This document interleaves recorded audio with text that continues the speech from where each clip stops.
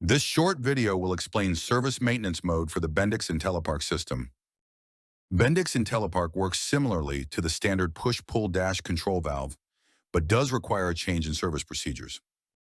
First, turn the ignition key to the on position and wait for the air system's self-check to complete.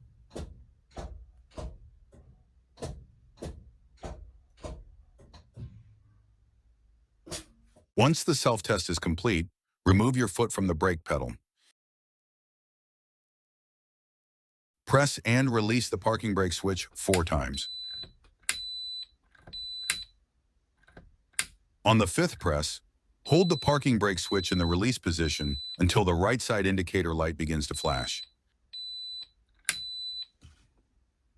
You are now in service maintenance mode.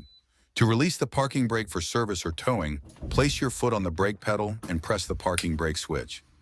The right side red indicator will continue to flash while in service maintenance mode. Be aware that if you turn the ignition key to the off position or the bus battery drains to a low state, the parking brake will set automatically.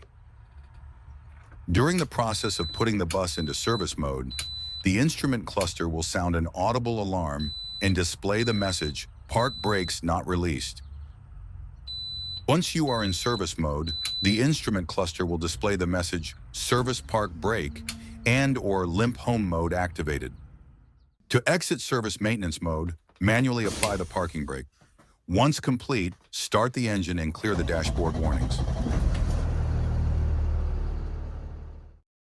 This concludes training on Bendix Intellipark service maintenance mode. For more information on Intellipark operation, visit bendix.com.